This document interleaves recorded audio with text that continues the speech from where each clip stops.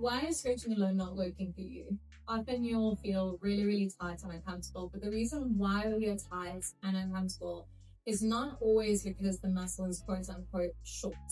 A lot of the time it's because you have poor neurodynamics. So what neurodynamics are, it is your nerve's ability to move and glide smoothly, because nerves reach from our spine all the way through our body to tell the muscles to work, to make our heart pump, all of those kind of things. And if they get trapped, you want to imagine them, they're like a string. So if one is starting from your back and runs all the way down the back of your leg, i.e. sciatic nerve, down to your heel and all the way under the heel of foot to your big toe, if you suddenly now lift up your leg with a straight leg and pull your toes towards you, it's going to tension that nerve.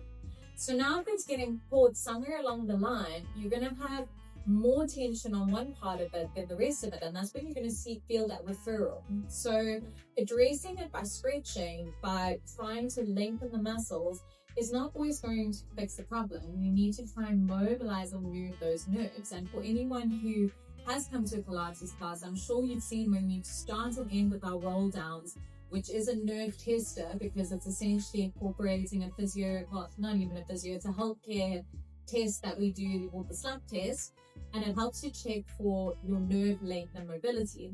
And so when you do your roll down at the start of class, you'll see how far you can go. And even a class that doesn't incorporate stretching, by the end of class, you'll see you're able to go down further. And it's not necessarily because now the muscles have been lengthened, but yes, in some cases they have. They've got it more mobile, they've warmed up, they've got a little bit more stretch in it. So now it's like a piece of soft chewing gum instead of a hard chewing gum before you chew it. And what happens is during class, the exercises we do, there's lots of neural mobility and glides within those exercises. They just hidden. We make them secret for you guys. You don't realize you're doing them. And so that helps you to get more length in your body and more mobility without actually stretching. So that's one reason why stretching alone doesn't always help. Another reason could be that the muscle that you're stretching, that's always tight, it's possibly because it's also weak. Essentially what your body does is when your muscles are weak, because they don't have the strength to now hold up and support whatever joint they're supposed to be supporting, they go into like this little panic mode and they go into a spasm and they contract and shorten to try and create stability. But now it's not a functional stability, because now this muscle has gone into like a panic to try and help, but it can't lengthen and shorten while keeping that panic contraction, and that's when you get that tightness. So sometimes you also need to make sure to strengthen those muscles that are often very tight. And I know we shy away from that because we think, oh, if I've got tight hamstrings, I don't want to strengthen them, because there's this myth that then it's going to make the muscle shorter and then you're going to be even tighter. So it's not to say skip the stretching, but you might need to also then incorporate strengthening exercises, isolated strengthening exercises, which Pilates is very good with, by the way, with your stretching. Okay. The last reason why it doesn't always work is there might be an underlying condition. So, and I'm not saying that everyone who this doesn't get better does have one, so please don't panic.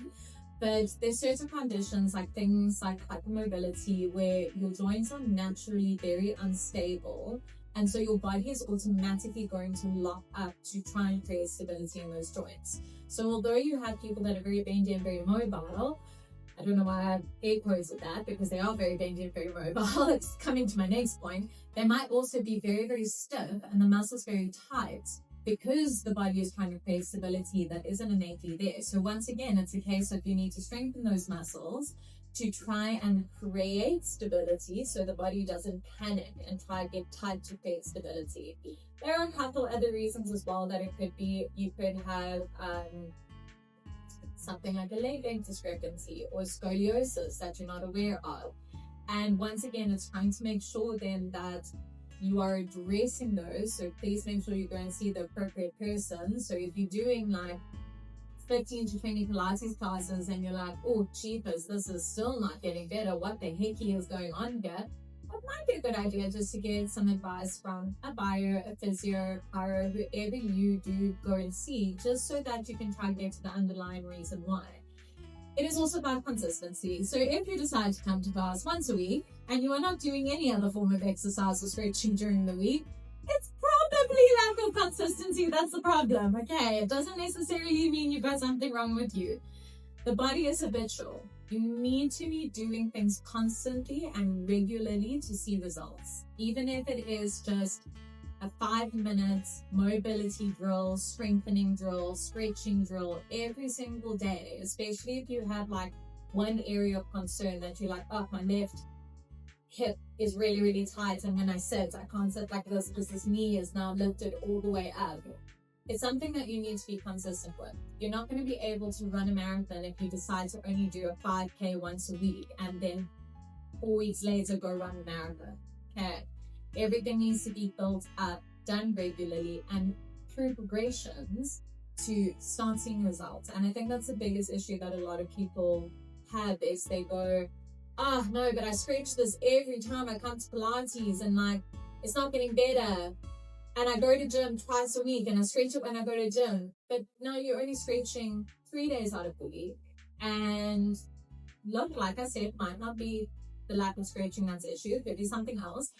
But you need to also be doing it consistently every single day to make sure that you slowly get that difference. My biggest piece of advice is trying to incorporate the whole. You don't want to treat something as a part.